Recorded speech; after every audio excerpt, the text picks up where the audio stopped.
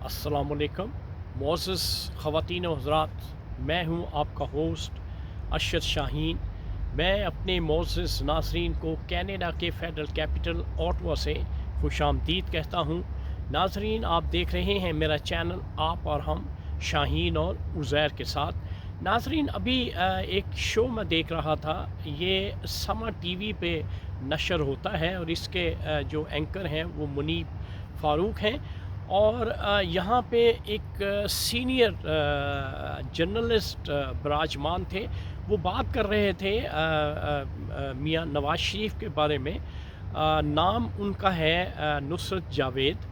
अब नुसरत जावेद जो है वो किसी दौर में मियाँ नवाज़ शरीफ की लाइन को बड़ा टो करते थे और उनके मौक़िफ़ की हमेशा हिमायत करते थे और वही बात करते थे जो उनकी फ़ेवर में होती थी। और अक्सर मैंने नुसरत जावेद साहब को देखा कि मरियम नवाज़ साहिबा जो हैं, कभी कभार जो है वो नुसरत जावेद साहब का तज़किरा जो है अपनी स्पीच में और अपनी बातों में भी जब कहीं पे वो बात करती थी तो वो इनका ज़िक्र भी ज़िक्र खैर भी किया करती थी।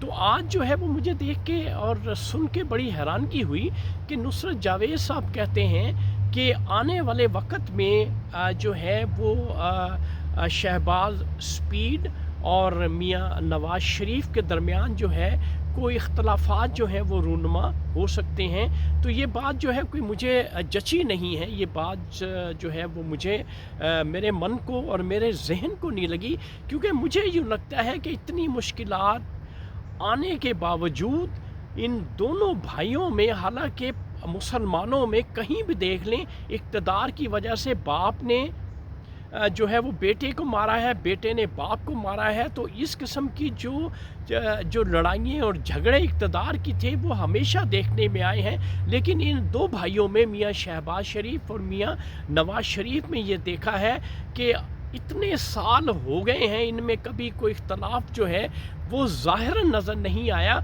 अगर मियाँ शहबाज शरीफ चाहते तो रियासत के साथ मिलकर बहुत आगे जा सकते थे, लेकिन अपने भाई को हमेशा, मियाँ नवाज़ शरीफ को मियाँ शहबाज शरीफ ने पेश रखा है। तो ये बात जो है वो मुझे नुसरत जावेद साहब की जची नहीं है। और दूसरी बात जो नुसरत जावेद साहब ने कही है वो ये है कि मियाँ नवाज़ शरीफ जो हैं वो कहते हैं कि उन्हें आइंदा के प्राइम मिनिस्टर नज़र नहीं आ रहे। तो ये बात भी मेरे लिए अचंभे की है, क्योंकि मियाँ नवाज़ शरीफ को मुल्क में, पाकिस्तान में लाने का मकसद ही यही था कि उनको प्राइम मिनिस्टर बनाना है और उनकी जो पार्टी है उनको इक़्तिदार में हर हाल में लाना है।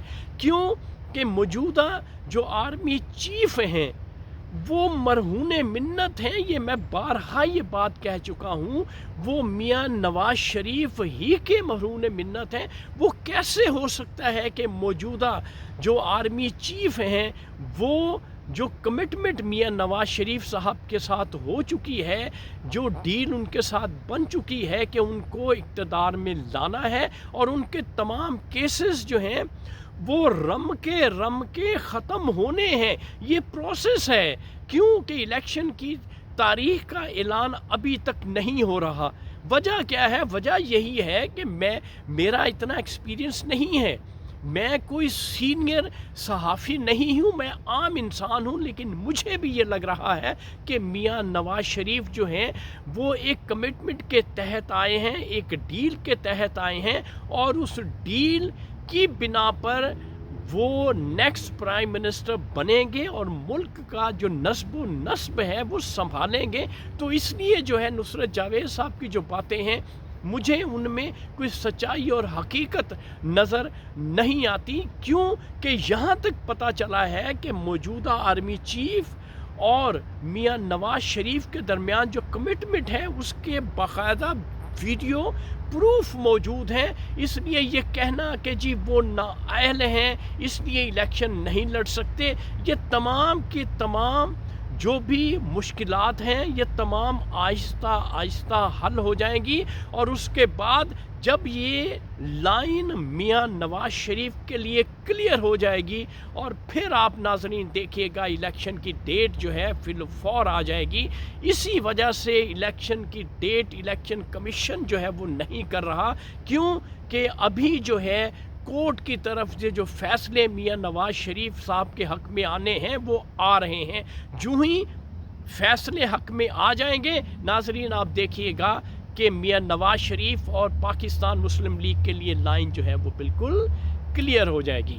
تو ناظرین یہ تھی آج کی ویڈیو۔ اس وقت آپ اپنے ہوسٹ ارشد شاہین کو کینیڈا کے فیڈرل کیپٹل اوٹوا سے اجازت دیجیے۔ Thank you very much. اللہ حافظ۔